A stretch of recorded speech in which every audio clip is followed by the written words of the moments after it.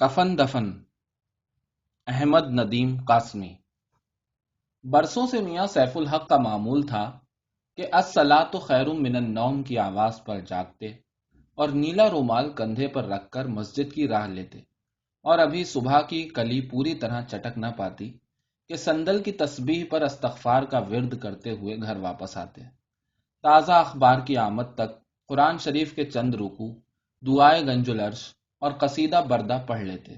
اخبار والا اخبار کو گول کر کے اسے کھڑکی کے ٹوٹے ہوئے شیشے میں سے اندر پھینک دیتا اور کہتا، السلام علیکم میاں جی۔ سینے کو چھو کے میاں سیف الحق آ گئے میاں پہلے کہتے، اور وعلیکم السلام رحمت اللہ بعد میں۔ پھر وہ اخبار اٹھا لیتے۔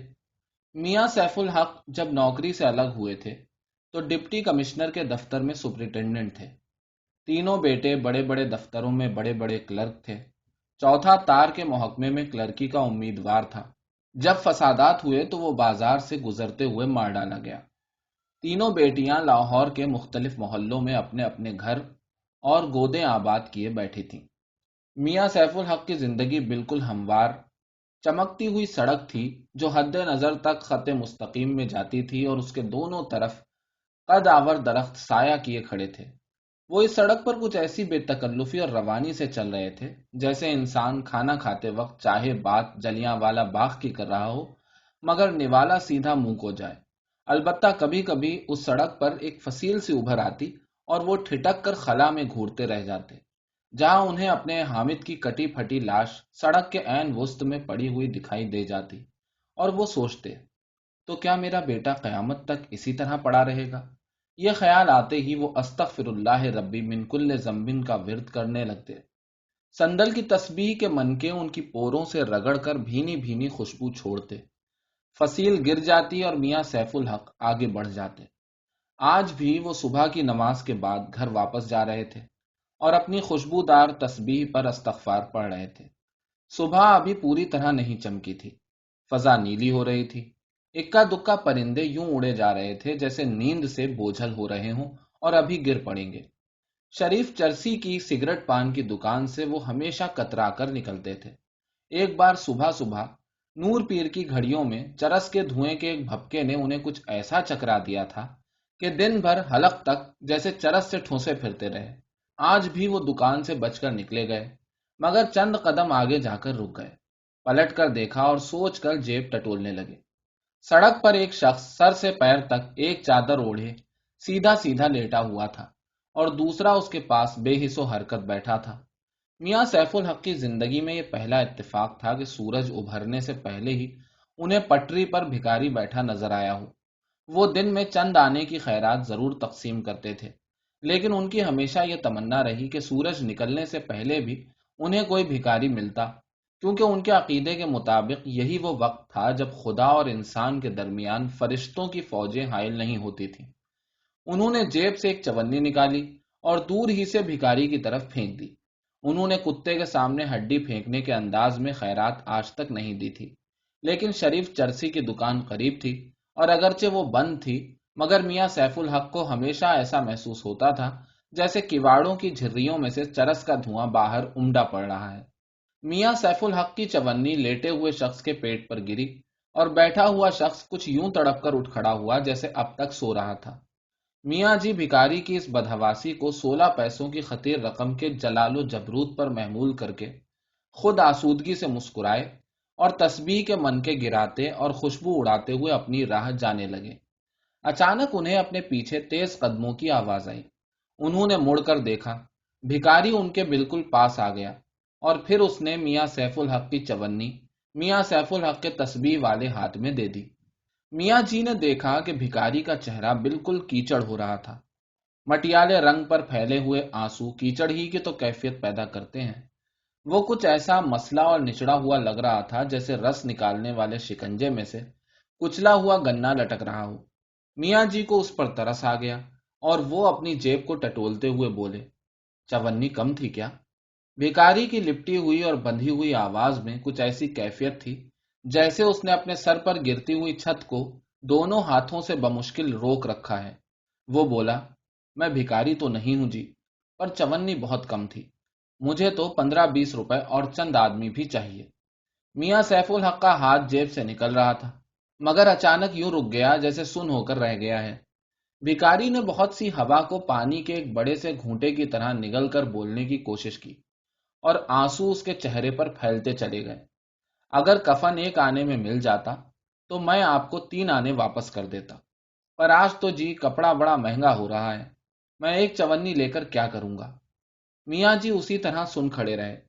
یہ میری بیوی کی میت ہے، وہ بولا، وہ مر گئی ہے۔ ان للہ و انا الیہ راجعون، میاں سیف الحق نے لرزتی ہوئی آواز میں کہا، اور پھر اپنا نچلا ہونٹ دانتوں میں کس کر دبا لیا۔ ان کے نتنے زور زور سے پھڑکے، اور آن کی آن میں ان کی داڑھی کے بالوں نے ان کے بہت سے آنسو پرو لیے، اور وہ کچھ یوں فق سے ہو گئے جیسے انہیں بھی رس نکالنے والے شکنجے میں سے گزرنا پڑتا ہے۔ اخبار بیچنے والوں کا ایک انبوہ سڑک پر سے چیختا چلاتا ہوا گزر گیا۔ شریف چرسی کی دکان کے بند دروازے میں سے شریف کی بجتی ہوئی کھانسی کی آواز کے ساتھ چرس کی بو سے لدا ہوا دھواں بھی آج سچ مچ باہر آنے لگا۔ بازاری کتوں کا ایک غول کدکڑے لگاتا ایک گلی سے نکل کر دوسری گلی میں گھس گیا۔ درختوں پر چڑیوں کے انبوہ اتر آئے اور صبح کی کلی کا سینہ چاک ہونے لگا۔ میاں سیف الحق لاش سے کچھ فاصلے پر جا کر رک گئے۔ ان کا نچلا ہونٹ اسی طرح دانتوں میں دبا ہوا تھا۔ ان کے چہرے پر غیر قدرتی سی سرخی آ گئی تھی، اور داڑھی کے بالوں میں اٹکے ہوئے آنسو نئے آنسوؤں کے لیے جگہ خالی کرتے ہوئے ان کے سینے پر ٹپک رہے تھے۔ تو کیا اپنی بیوی کی لاش کو دفنانے کے لیے تمہارے پاس کفن بھی نہیں؟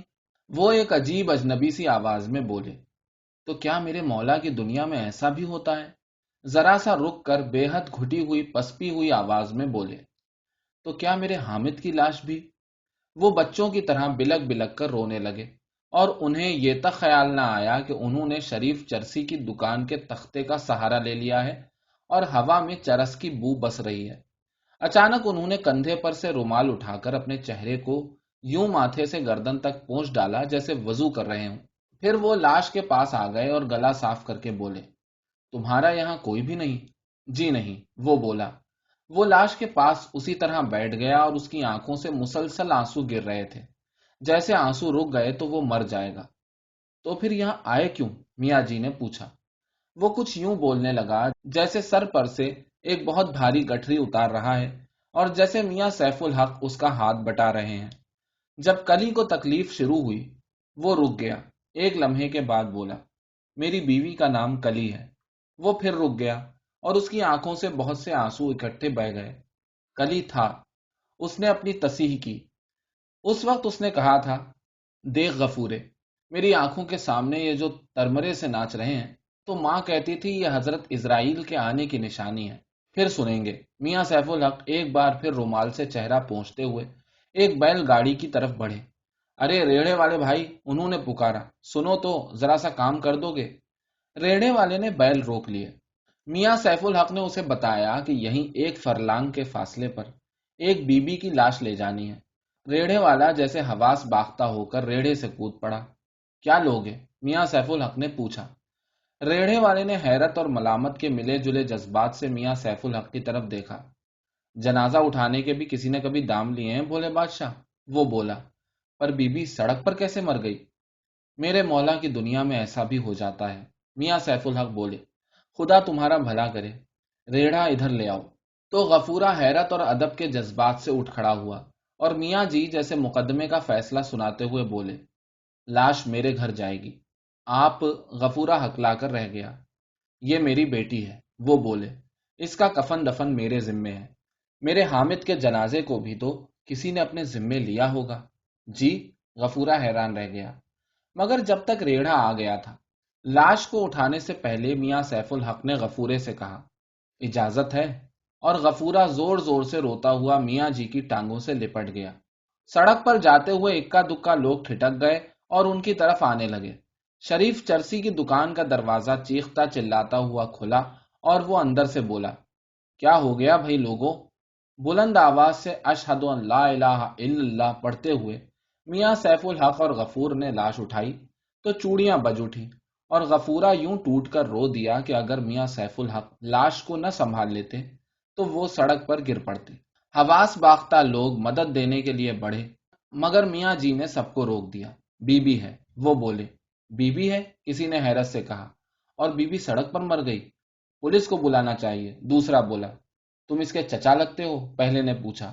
اور پھر میاں سیف الحق کی آواز آئی، لے چل بھائی، سیدھا لے چل، کلمہ شہادت پڑھتا جا۔ اور وہ خود زور زور سے کلمہ شہادت پڑھنے لگے۔ ریڑھے نے ذرا سی حرکت کی تو اچانک غفورے نے چیخ کر ریڑھے والے کو روکا۔ روکنا بھائی، ٹھہرنا ذرا، کلی کا سر ہل رہا ہے۔ میاں سیف الحق نے کندھے کا رومال کلی کے سر کے ایک طرف رکھا، غفورے نے اپنی پگڑی دوسری طرف رکھ دی، اور ریڑھا چلا۔ تینوں زیر لب کلمہ پڑھتے رہے، اور ریڑھے کے پہیے جیسے ہچکیاں لیتے اور روتے رہے۔ اور جب ریڑھا میاں جی کے مکان کے سامنے رکا تو ایک دم سارا محلہ جمع ہو گیا، اور میاں سیف الحق کسی کو کچھ بتائے بغیر اندر لپک گئے۔ ذرا سی دیر کے بعد میاں سیف الحق کے گھر میں کوہرام سا مچ گیا، اور آس پاس کے گھروں سے عورتیں کھڑکیوں سے آدھی آدھی لٹک کر میاں جی کے گھر کی طرف دیکھنے لگی۔ میاں جی کی بیوی اور نوکرانی کے رونے کی آوازیں گلی میں کھڑے ہوئے لوگوں تک پہنچنے لگی، اور میاں جی اپنے بیٹوں کے ساتھ ایک پلنگ لے کر باہر آئے۔ انہوں نے محلے کے ایک بزرگ کو الگ لے جا کر اسے ساری بات مختصر لفظوں میں سمجھائی، اور پھر یہ بات سارے مجمع میں نشر ہوئی، سارے محلے میں پھیل گئی۔ آس پاس کے محلوں میں بھی اس کا ذکر ہونے لگا، اور لوگ میاں جی کی گلی میں جوق در جوق جمع ہونے لگے۔ غفورے اور میاں سیف الحق نے کلی کی لاش کو پلنگ پر رکھا، مگر غفورے نے اب کے کلی کی چوڑیاں نہیں بجنے دی۔ پھر چوڑیاں بجی تھیں تو غفورے کو ایسا لگا تھا جیسے کلی کی لاش پر سے چادر اتر گئی ہے۔ میاں جی نے غفورے سے کہا، یہ میرے بیٹے ہیں، انہیں مرحومہ بی بی کے بھائی سمجھ لو۔ اس کا گلا بھر آیا تھا، اس لیے صرف جی کہہ کر رہ گیا، اور ہجوم سے اپنے آنسو چھپانے کے لیے وہیں گلی میں بیٹھ کر سر گھٹنوں میں چھپا لیا، اور لوگ اس کے ارد گرد جمع ہو گئے جیسے انہیں کوئی عجوبہ ہاتھ آ گیا ہے۔ میاں سیف الحق اور ان کے بیٹے کلی کی لاش کو اندر لے گئے، اور جب پلنگ کو صحن میں اتارا تو اس وقت پڑوس کے گھروں سے بہت سی عورتیں چھتیں پھاند کر میاں جی کے ہاں پہنچ چکی تھیں۔ رونے کا اتنا بڑا شور بلند ہوا کہ معلوم ہوتا تھا سارا لاہور ماتم کر رہا ہے۔ میاں جی کا ایک لڑکا قبرستان کی طرف چلا، دوسرا غسالن کو بلانے نکل گیا، تیسرے کو میاں سیف الحق نے عطر خس اور مشک کافور خریدنے کے سلسلے میں ہدایات دی، اور پھر کہا، کفن بہترین لٹھے کا ہو، مہنگا ہو تو ہوا کرے، یوں سمجھو کہ تم حامد کے لیے کفن لا رہے ہو۔ پھر انہوں نے محلے کے ہمدرد بزرگوں کو بیٹھک میں بٹھایا، نوجوان گلی میں ٹولیاں بنائے کھڑے رہے، اور میاں جی غفورے کو ساتھ لے کر اس کمرے میں چلے گئے جہاں میز پر دھرے ہوئے رحل میں قرآن شریف، دعائے گنج العرش اور قصیدہ بردہ رکھے تھے، اور ٹوٹے ہوئے شیشے والی کھڑکی کے نیچے تازہ اخبار پڑا تھا، اور وہاں غفورے نے اپنے سر پر سے بھاری گٹھری اتار دی، اور اسے کھول کر اپنا ایک ایک دکھ میاں سیف الحق کے سامنے رکھ دیا۔ کلی امید سے تھی، اس نے بولنا شروع کیا، مگر گلا بھر آیا اور رک گیا۔ پھر بولا، معاف کرنا میاں جی، رونا مردوں کا کام نہیں، پر کلی تو میرا سارا غرور لے گئی۔ میاں سیف الحق کی آنکھیں بھی بھیگ گئیں، جیسے غفورے کی تائید کر رہے ہوں۔ اب غفورے نے مسلسل بولنا شروع کر دیا۔ اس کی آواز کبھی گھٹ جاتی، کبھی بھرا جاتی، کبھی آنسوؤں میں گھل کر بہہ جاتی، مگر وہ بولتا چلا گیا، اور میاں سیف الحق بھیگی ہوئی آنکھوں سے اسے ٹکٹکی باندھے دیکھتے چلے گئے۔ کلی امید سے تھی، اس نے کہا۔ وہ کہتی تھی، دیکھ غفورے، یہ جو میری آنکھوں کے سامنے ترمرے ناچنے لگے ہیں تو یہ تو دوسری دنیا کی نشانیاں ہیں۔ پچھلے 10 دن سے اسے اتنی تکلیف ہوئی کہ اگر اس کی عمر 16-17 کی نہ ہوتی، میری طرح 35-40 کی ہوتی، تو وہ اسی تکلیف میں مر گئی ہوتی۔ میں چنیا میں ڈاک خانے کے ایک بابو کا نوکر ہوں، وہاں ایک سیانی سے بات کی، وہ بولی، کلی کا پیٹ کٹے گا، نہیں کٹے گا تو بچہ مر جائے گا، اور بچہ پیٹ میں مر گیا تو یہ بھی مر جائے گی۔ کلی بولی، دیکھ غفورے، میرا پیٹ کٹوا دے، میں مرنا نہیں چاہتی، میں نے تو تم سے ابھی بہت تھوڑا سا پیار کیا ہے، ایسا کہا تھا اس نے۔ میں نے سیانی سے کہا، کاٹ دو، وہ بولی، لاہور لے جاؤ، پیٹ لاہور میں اچھا کٹے گا۔ میں اسے بچے کی طرح اٹھا کر لوری میں بیٹھا اور یہاں آ گیا۔ یہاں مس نے کہا کہ کوئی پلنگ خالی نہیں ہے۔ میں نے کہا، ہم پلنگوں والے نہیں، ہمیں تو کھٹولا بھی نہ ملے تو زمین پر پڑ رہتے ہیں، اتنا بڑا ہسپتال ہے، اسے کسی کونے خدرے میں زمین پر ہی ڈال دو اور اس کا کچھ کرو۔ مس نے میری بات نہیں مانی۔ پھر کلی نے کہا، ہم کسی درخت تلے پڑ رہتے ہیں، اور اس مس کو ترس آ گیا اور اسے ایک پلنگ دے دیا اور مجھ سے کہا، جاؤ، سب ٹھیک ہو جائے گا۔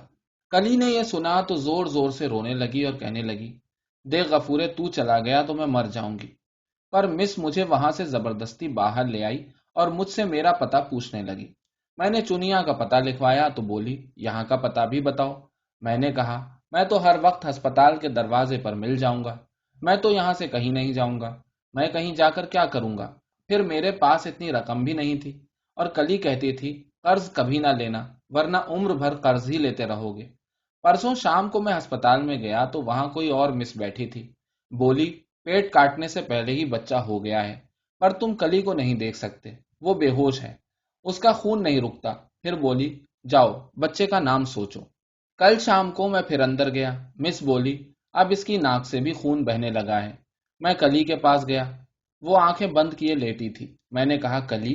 تو اس نے آنکھیں کھول دیں اور مسکرانے لگی۔ خدا کی قسم میاں جی، وہ مسکرائی، پھر وہ رو دی اور بولی، دیکھ غفورے، تو نے مجھے یہ کیوں نہیں بتایا تھا کہ بچہ ہوتا ہے تو ایسا بھی ہو جاتا ہے؟ میں نے میاں جی اس وقت اس کے ماتھ میں موت کی لاٹ جلتی دیکھ لی تھی۔ پیلی تو وہ بہت ہو گئی تھی، پر یہ میلا رنگ پہلے اتنا چمکیلا نہیں تھا، پرسوں رات چمک رہا تھا۔ میں نے کہا، تو رو نہیں کلی، تو اب ٹھیک ہو جائے گی۔ بولی، دیکھ غفورے، دوپہر کو جب میری ناک سے خون جاری ہو گیا تھا تو اس ساتھ والی نے مس کو بلا کر کہا تھا، دیکھو یہ لڑکی مر رہی ہے۔ تب سے میں بڑی ڈر گئی ہوں۔ غفورے، ایک بار مس بچے کو میرے پاس لائی، ایسا لگا جیسے غفورہ سمٹ کر ننھا سا ہو گیا ہے۔ وہ میرے پاس آیا پر مجھے تو دودھ پلانا ہی نہیں آتا۔ میں نے کہا، کیسے پلاؤں؟ تو یہ ادھر ادھر والیاں ہنسنے لگی۔ تب سے مجھے بڑا رونا آ رہا ہے۔ ان کو پتا نہیں نا کہ یہ میرا پہلا بچہ تھا، اور میں بیچاری تو چنیا کی رہنے والی ہوں۔ میں جب ہسپتال سے آنے لگا تو اس نے میرا ہاتھ پکڑ لیا، بولی، آج رات نہ جاؤ۔ پر جب میں نے کہا سب ملاقاتی اٹھے جا رہے ہیں اور وقت ہو گیا ہے، تو وہ بولی، داتا گنج بخش لاہور میں ہے نا غفورے، اس کے پاس جاؤ اور کہو، داتا کلی مرے نہیں، کلی نے تیرے نام کی منت مانی تھی تو غفورے کو پا لیا تھا، اور کلی نے غفورے سے ابھی ذرا سا چھنگلیا کے ناخن جتنا پیار کیا ہے۔ اس کا ہاتھ بڑا ہی ٹھنڈا تھا۔ میاں جی، برف بھی ٹھنڈی ہوتی ہے، پر وہ کچھ اور طرح ٹھنڈی ہوتی ہے۔ کلی کے ہاتھ میں کچھ عجیب سی ٹھنڈک تھی جو میری ہڈیوں تک میں اتر گئی، اور میں کانپنے لگا، اور میں وہاں سے بھاگ آیا۔ پھر میں داتا کے پاس گیا، اور جب واپس ہسپتال کے دروازے پر آیا تو وہ پہلے دن والی مس ادھ کھلے دروازے سے لگی کھڑی تھی۔ اس نے مجھے اپنے پاس بلایا اور بولی، کلی نے تم کو سلام بولا ہے۔ میں نے خوش ہو کر کہا، کلی تو لاہور میں آ کر میم ہو گئی ہے، سلام بولنے لگی ہے۔ مس نے میرا ہاتھ بڑی سختی سے پکڑ لیا، بولی، دیکھو، کلی نے تم کو آخری سلام بولا ہے۔ میں وہاں سے پاگلوں کی طرح بھاگا۔ میرے پیچھے چوکیدار بھاگنے لگا، چوکیدار کے پیچھے مس بھاگنے لگی، اور میاں جی، جب میں کلی کے پاس پہنچا تو اسے وہاں سے کہیں اور لے جانے کی تیاریاں ہو رہی تھیں، اور مہترانیاں آئی ہوئی تھیں، اور آس پاس کی عورتوں نے کروٹیں بدل لی تھیں۔ مہترانیوں نے مجھے روکا، چوکیدار نے مجھے پکڑ لیا، مگر پھر مس آ گئی۔ اس نے بتایا کہ یہ کلی کا گھر والا ہے۔ میں نے کلی کے منہ پر سے کپڑا ہٹایا تو میاں جی، میں نے دیکھا کہ کلی مر گئی ہے۔ اس کے اوپر کے ہونٹ پر کہیں کہیں خون جم گیا تھا، اور اس کی ناک میں مسوں نے روئی دے دی تھی۔ اس کی آنکھوں پر بھی کسی نے ہاتھ نہیں رکھا تھا، اس کا ڈاٹھا بھی کسی نے نہیں باندھا تھا۔ ایسا لگتا تھا جیسے وہ ابھی کہے گی، دیکھ غفورے، پر میاں جی وہ تو مر گئی تھی۔ مس نے مجھے میرا بچہ دکھایا، ایسا لگتا تھا کلی سمٹ کر بالکل ننھی سی ہو گئی ہے۔ مس بولی، تم کلی کو دفن کراؤ، پھر آ کر لے لینا۔ پھر جب لاش کو ہسپتال سے باہر لایا گیا تو میں نے اسے یوں اٹھا لیا جیسے بچے کو اٹھاتے ہیں۔ میرے ہر قدم پر کلی کی چوڑیاں بج اٹھی تھیں۔ میاں جی، پہلے تو جی چاہا کہ انہیں توڑ ڈالوں، پھر جب میں نے کلی کو زمین پر لٹایا اور اس کی کلائی دیکھی تو وہ بڑی اچھی لگ رہی تھی۔ میں وہاں سڑک پر بیٹھ گیا اور ساری رات بیٹھا رہا۔ پولیس والوں نے بار بار پوچھا تو میں نے سچ سچ بتا دیا، اور وہ بولے، خدا کسی کو غریب نہ کرے۔ ایک دو بار تو جی چاہا میاں جی کہ وہیں پنجوں سے زمین کھود کر کلی کو سڑک کنارے دفن کر دوں، پر جنازہ بھی تو پڑھنا تھا۔ صبح کو اللہ نے آپ کو بھیج دیا۔ آپ نہ آتے تو میں کلی کو یوں اٹھائے پھرتا جیسے بندریا اپنے مرے ہوئے بچے کو چمٹائے پھرتی ہے۔ بس یہ بات ہے میاں جی۔ اس نے ایک لمبی گہری سانس لی اور سر کو جھٹک کر پگڑی کے پلو سے آنکھیں پوچھی، اور پھر یوں بولا جیسے ایک ضروری بات کہنا بھول گیا تھا، کلی کو مجھ سے بڑا پیار تھا میاں جی۔ میں عمر میں اس سے کتنا بڑا ہوں، پر وہ سب سے لڑ کر میرے پاس آ گئی تھی، اور میں نے بھی سب سے لڑ کر اس سے شادی کر لی۔ ہم نے ساری دنیا سے لڑ کر پیار کیا تھا میاں جی۔ پھر وہ ذرا دیر کو کچھ سوچ کر میاں سیف الحق کے قدموں سے لپٹ گیا اور بولا، میں آپ کے سامنے کیسی باتیں کرنے لگا ہوں؟ میں نے تو ساری باتیں کر دی آپ کے سامنے، آپ بھی کیا کہیں گے؟ آپ برا تو نہیں مانیں گے میاں جی؟ میاں سیف الحق نے اس کے کندھے کو تھپ تھپایا اور رومال سے منہ صاف کر کے باہر چلے گئے۔ کچھ دیر بعد واپس آئے اور بولے، غسالن آ گئی ہے، کفن بھی آ گیا ہے، قبر کے لیے شفقت کہے آیا ہے۔ غفورہ ان کے قریب آیا اور بچے کے سے بھولپن سے بولا، غسل ہو جائے میاں جی تو ایک بار میں کلی کو دیکھوں گا۔ اور میاں سیف الحق منہ میں رومال ٹھونس کر باہر چلے گئے۔ پھر جب وہ آئے تو ان کے ہاتھوں سے عطر خس اور کافور کی بو آ رہی تھی۔ غسل دیا جا چکا تھا۔ وہ غفورے سے کچھ نہیں بولے، بس کمرے میں آئے تو وہ میز پوش کے ایک کونے کو ہاتھ پر پھیلائے کڑھے ہوئے پھول دیکھ رہا تھا۔ اس نے میاں سیف الحق کو دیکھا تو اٹھ کھڑا ہوا، ان کے پاس آیا اور بولا، میاں جی میں آپ کو یہ تو بتانا ہی بھول گیا تھا کہ کلی بڑا اچھا کشیدہ کاٹتی تھی۔ میاں جی کچھ بولے بغیر واپس جانے لگے اور غفورہ ان کے پیچھے پیچھے ہو لیا۔ پھر دروازے پر رک کر بولا، آ جاؤں میاں جی، تم سے کون پردہ کرے گا بھائی؟ وہ بولے اور آگے بڑھ گئے۔ غفورہ ان کے پیچھے تھا۔ صحن میں بہت سی عورتیں جمع تھیں، اکثر زار زار رو رہی تھیں، چند ایک طرف بیٹھی قرآن شریف کی تلاوت کر رہی تھیں، اور غفورہ اندر گیا تو اس سے کسی نے پردہ نہیں کیا۔ اس کے پہنچتے ہی رونے میں زیادہ شدت پیدا ہو گئی۔ سب سے پہلے میاں جی نے 5 روپے کا ایک نوٹ نکال کر غسالن کی طرف بڑھایا، مگر وہ سرخ سرخ آنکھیں مل کر بولی، میاں جی ایک دن مجھے بھی مرنا ہے، کیا خبر اسی طرح سڑک کنارے دم نکل جائے؟ نہیں جی میں نہیں لوں گی۔ سڑک کنارے؟ میاں جی کی بیوی کی چیخیں نکل گئیں، میرے حامد کی طرح۔ اور میاں سیف الحق بھی عورتوں کی موجودگی میں بے پرواہ ہو کر ٹوٹ کر رو دیے۔ پھر انہوں نے رومال کو منہ میں ٹھونسا اور غفورے کے کندھے پر ہاتھ رکھ کر کھڑے ہو گئے۔ کچھ دیر کے بعد انہوں نے رومال نکالا اور بولے، میرے مولا کی دنیا میں کیا کچھ نہیں ہوتا۔ یہ بھی ہوتا ہے کہ کوئی سڑک کنارے مر گیا، پر یہ بھی تو ہوتا ہے کہ اسے اچھا کفن دفن مل گیا۔ تم کہتی ہو حامد برسوں پہلے مرا تھا، میں تو کہتا ہوں وہ آج مرا ہے، اور اس کا جنازہ یہ ہمارے سامنے رکھا ہے۔ عورتیں پھر زور زور سے رونے لگیں۔ غفورہ چپ چاپ کھڑا کلی کی لاش پر بچھی ہوئی ریشمی گلابی چادر کو ہوا کے غیر محسوس جھونکوں میں ہلتے ہوئے دیکھتا رہا۔ میاں جی کی بیوی نے اچھی طرح رو لینے کے بعد چادر ایک طرف سے اٹھائی، کلمہ شہادت پڑھتے ہوئے کلی کے چہرے پر سے کفن سرکا دیا اور غفورے کی طرف دیکھنے لگی۔ سب عورتیں غفورے کی طرف دیکھنے لگیں۔ میاں سیف الحق نے بھی گھبرا کے غفورے کو دیکھا اور بولے، کیوں میاں پہچانا نہیں کیا؟ یہ میرا حامد ہے، یہ تمہاری کلی ہے۔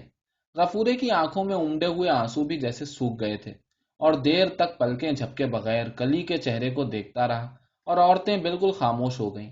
پھر غفورے کے جسم میں حرکت پیدا ہوئی۔ اس نے کلی کو چھونے کے لیے ہاتھ بڑھایا تو میاں جی کی بیوی بولی، نہ نہ ایسا نہیں کرتے، بیوی کے مرنے کے بعد اب تم اس کے محرم نہیں رہے، تمہارا تو اس پلنگ کو چھونا تک گناہ ہے۔ غفورے پر جیسے سکتہ طاری ہو گیا۔ وہ ذرا دیر تک جھکا ہوا ہاتھ بڑھائے یوں کھڑا رہا جیسے منجمد ہو کر رہ گیا ہے۔ پھر وہ سیدھا ہو گیا اور کلی کے چہرے پر ٹکٹکی باندھے رکھی۔ اچانک میاں سیف الحق نے اسے دونوں کندھوں سے پکڑ کر جھنجھوڑ ڈالا اور بولے، رو، خوب رو، کھل کر رو، تم رو گے نہیں تو مر جاؤ گے، تمہارے دل کی حرکت بند ہو جائے گی، تمہیں سکتہ ہو جائے گا۔ حامد مرا تھا تو مجھے بھی ایسا ہو گیا تھا، یوں سمجھو کہ یہ 6 برس میں نے سکتے کی حالت میں گزارے، میں آج رویا ہوں تو جیسے نئی زندگی پالی ہے۔ میں ٹھیک ہوں میاں جی، غفور آہستہ سے بولا۔ پھر وہ چلنے لگا۔ وہ صحن کے اس کونے میں جا کر رک گیا جہاں کلی کو غسل دیا گیا تھا۔ اس نے مجرموں کی طرح میاں سیف الحق کی طرف دیکھا، پھر جھکا، ٹوٹی ہوئی چوڑیوں کے ٹکڑے چنے اور جیب میں ڈال لیے، اور عورتیں یوں ایک دم کڑک کڑک کر رونے لگیں کہ باہر بیٹھک میں بیٹھے ہوئے اور گلی میں کھڑے ہوئے لوگ بھی ایک بار تو دہل کر رہ گئے۔ اور جب غفورہ چوڑیوں کے ٹکڑوں کو جیب میں ڈالے واپس آ رہا تھا تو میاں سیف الحق نے کہا، سب بیویاں ایک طرف چلی جائیں، میں فتویٰ دیتا ہوں کہ غفورہ اپنی بیوی کی میت کو چھو سکتا ہے، نہ چھو سکا تو پاگل ہو جائے گا۔ انہوں نے قریب کھڑی ہوئی بیٹی کے کان میں سرگوشی کی۔ غفورہ اسی سکتے کے عالم میں آگے بڑھا، کلی کے چہرے پر جھک گیا، اس کے چمکتے ہوئے زرد ماتھے پر سے ایک بال ہٹا کر اوپر گیلے بالوں میں ملا دیا، اور بجائے اس کے کہ کلی کو مخاطب کرتا، بولا، دیکھ غفورے۔ پھر وہ اسی طرح خشک آنکھیں اور زرد چہرہ لیے باہر چلا گیا، اور میاں جی بولے، مجھے تو اب اس بدنصیب کی فکر پڑ گئی ہے۔ جب کلی کا جنازہ اٹھا تو اس کے ساتھ بہت بڑا ہجوم تھا۔ بہت بارونق نماز جنازہ پڑھی گئی۔ نہایت خوبصورت قبر تیار ہو چکی تو غفورے نے جیب میں ہاتھ ڈالا اور ٹوٹی ہوئی چوڑی کا ایک ٹکڑا نکال کر قبر پر رکھ دیا، اور میاں سیف الحق لوگوں سے کہہ رہے تھے، مجھے حامد کے کفن دفن کا موقع ملتا تو میں اس سے زیادہ اور کیا کرتا، میں نے تو صرف اپنا فرض ادا کیا ہے۔ میاں سیف الحق جب قبرستان سے پلٹے تو ایک عقیدت مند ہجوم ان کے ہمراہ تھا۔ ہر شخص کی زبان پر میاں جی کی خدا ترسی اور نیک نفسی کے قصے تھے، اور سب لوگ اس بات پر متفق تھے کہ اس 14ویں صدی میں بھی آدمیت مری نہیں، اب اس میں زندگی کی ایک رمق باقی ہے، اور اس رمق کا نام میاں سیف الحق ہے۔ میاں سیف الحق یہ باتیں سنتے تو گھبرا جاتے، ارے بھائی میں کس لائق ہوں، وہ احتجاج کرتے، بندہ کس لائق ہے، یہ تو توفیق کی بات ہے، اور توفیق دینے والا میرا مولا ہے، یہ تو سب میرے مولا کا احسان ہے دوستوں۔ پھر ان کی آنکھوں میں عجیب چمکتے دمکتے سے آنسو آ جاتے، اور وہ ایک لمبی گہری سانس لے کر کہتے، میں نے ایک مسکین بیوی کو نہیں دفنایا، میں تو آج 6 برس کے بعد اپنے حامد کو دفنا کے آ رہا ہوں، میں تو ہر محرم الحرام میں اس تربت پر فاتحہ پڑھنے اور پانی چھڑکنے آؤں گا، اور لوگ ان کے چہرے کے ارد گرد ہالہ ابھرتا ہوا دیکھنے لگتے۔ اپنی گلی میں آ کر میاں سیف الحق نے لوگوں کو رخصت کیا۔ چند بزرگوں کو وہ بیٹھک میں لے آئے اور پھر اچانک بولے، غفورہ کہاں ہے؟ بیٹھک میں چاروں طرف نظریں دوڑا کر وہ گلی میں آ گئے، اور بلند آواز میں جیسے اپنے آپ سے پوچھا، ارے بھائی غفورہ کدھر گیا؟ وہ گلی کے اس پار سڑک تک تقریباً دوڑتے چلے گئے، اور انہیں اسی حالت میں دیکھ کر گھروں کو جاتے ہوئے لوگ ان کے آس پاس جمع ہو گئے۔ جانے وہ غفورہ کہاں گیا؟ میاں جی بولے، ارے ہاں، لوگوں نے ایک دوسرے کی طرف دیکھ کر کہا، وہ تو سارے رستے نظر نہیں آیا۔ واپس آ کر وہ سیدھے زنان خانے میں چلے گئے اور بولے، جانے وہ غفورہ کہاں غائب ہو گیا؟ لیکن ان کی بیوی نے سوال کا جواب سوال میں دیا، آپ مجھے کب لے چلیں گے قبر دکھانے؟ لے چلیں گے، میاں سیف الحق بولے، اور دوسرے روز وہ اپنی بیوی، تینوں بیٹوں اور چاروں بیٹیوں کے ہمراہ قبر دیکھنے گئے۔ کلی کی رسم قل بھی ادا ہوئی۔ 40ویں تک ہر جمعرات کو محلے کی مسجد کے امام صاحب کو دعوت پر بھی بلایا اور فاتحہ پڑھوائی۔ پھر 40واں بھی ہوا، اور اس روز حامد کی تصویر کو اس کی بہنوں نے ہار پہنائے، اور بہت بڑے نشیب کے بعد میاں سیف الحق کی زندگی بالکل ہموار چمکتی ہوئی سڑک بن گئی، جو حد نظر تک خط مستقیم میں جاتی تھی اور جس کے دونوں طرف قد آور درخت سایہ کیے کھڑے رہتے تھے۔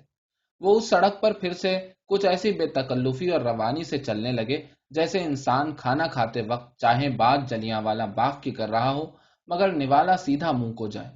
اب اس سڑک پر وہ فصیل بھی نہیں ابھرتی تھی جس کے پاس کبھی کبھی ٹھٹک کر وہ خلا میں گھورتے رہ جاتے تھے۔ اب حد نظر تک مطلع صاف تھا۔ یہ کوئی سال بھر بعد کا ذکر ہے کہ میاں سیف الحق الصلاۃ خیر من النوم کی آواز پر جاگے اور نیلا رومال کندھے پر رکھ کر مسجد کی راہ لی، صندل کی تسبیح پر استغفار کا ورد کرتے ہوئے پلٹے، شریف چرسی کی دکان سے بچ کر نکلے اور گھر آ گئے۔ قرآن شریف کے چند رکوع، دعائے گنج العرش اور قصیدہ بردہ پڑھنے کے بعد اخبار والے نے اخبار گول کر کے اسے کھڑکی کے ٹوٹے ہوئے شیشے میں سے اندر پھینک دیا اور بولا، السلام علیکم میاں جی۔ سینے پر چھو کر میاں سیف الحق نے کہا، آ گئے میاں؟ وعلیکم السلام ورحمۃ اللہ، اور اخبار اٹھانے کو اٹھے۔ اچانک ایک بار پھر آواز آئی، السلام علیکم میاں جی۔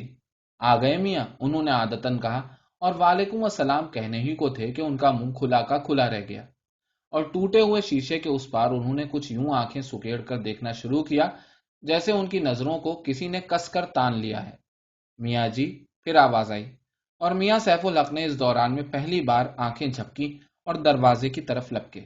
آ جاؤ بھائی آ جاؤ، سناؤ سناؤ، کہاں رہے تم؟ کہاں غائب ہو گئے تھے؟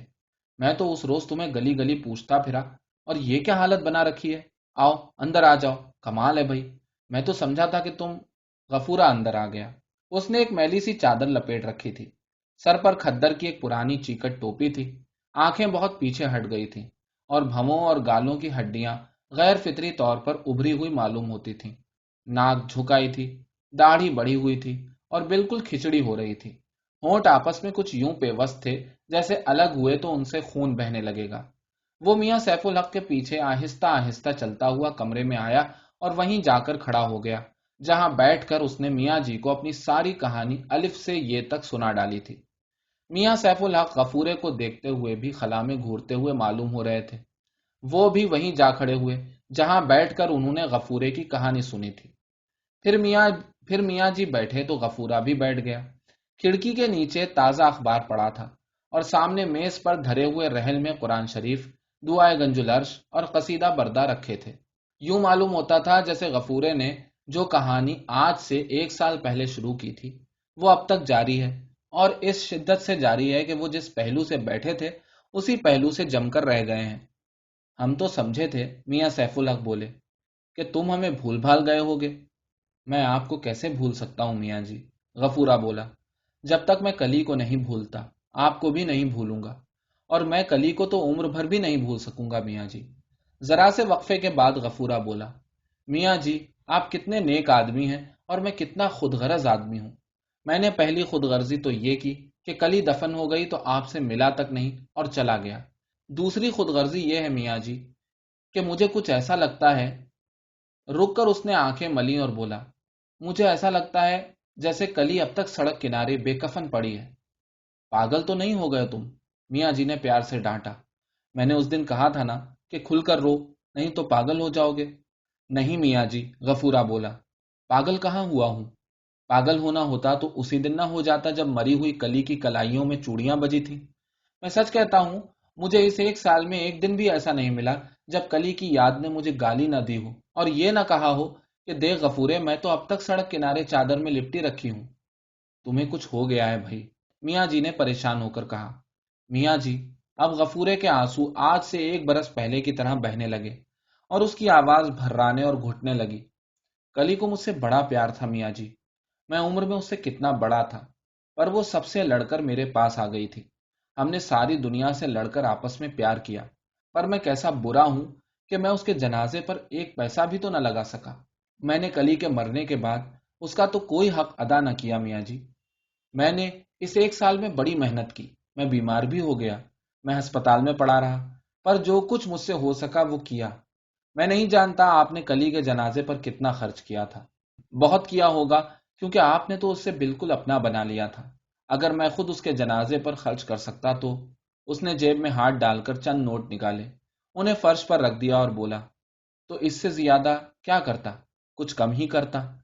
لمحے بھر کو وہ خاموش رہا۔ میاں جی بھی خاموش رہے۔ کہیں اندر سے کلاک کی ٹک ٹک کی دبی دبی آواز آنے لگی۔ پھر وہ بولا، میاں جی یہ آپ لے لیجئے۔ میاں سیف الحق تڑپ کر اٹھ کھڑے ہوئے۔ نہیں میاں جی، غفورہ بھی اٹھ کھڑا ہوا، میں آپ کو دکھ دینے نہیں آیا، یہ رقم آپ لے لیجئے۔ آپ لے لیں گے تو میرے دل کو تسلی ہوگی۔ میں سمجھوں گا میں نے کلی کے کفن دفن کا سامان خود کیا۔ کلی بھی مجھے گالیاں نہیں دے گی اور اس کی روح بھی خوش ہوگی۔ لے لیجئے میاں جی۔ میاں سیف الحق جو اس دوران میں ہانپنے لگے تھے گرج اٹھے، تو کیا میں نے تم سے کوئی سودا کیا تھا؟ لے جاؤ یہ روپے۔ کیا میں تمہارے ان چند روپوں کا بھوکا ہوں؟ کیا تم نے مجھے اپنی طرح؟ اور انہوں نے نوٹ اٹھا کر غفورے کی طرف پھینک دیے۔ یہ نوٹ ایک ایک کر کے فرش پر بکھر گئے اور غفورہ خاموش کھڑا رہا۔ پھر جب اس نے دیکھا کہ میاں سیف الحق کانپنے بھی لگے ہیں تو وہ آہستہ سے بولا، میاں جی دیکھیے، خفا نہ ہوجیے، آپ نے مجھ پر اتنا بڑا احسان کیا ہے، میں ایسا کمینہ نہیں ہوں کہ اس احسان کو بھول جاؤں، پر بات یہ ہے میاں جی کہ آپ نے تو کلی کی جگہ حامد میاں کو دفن کیا تھا، اور میری کلی تو وہیں سڑک کنارے بے کفن پڑی رہ گئی۔ ان روپوں کو چاہے آپ نالی میں پھینک دیجئے، پر میں نے تو آج ہی اپنی کلی کو اپنے ہاتھوں سے قبر میں اتارا ہے میاں جی۔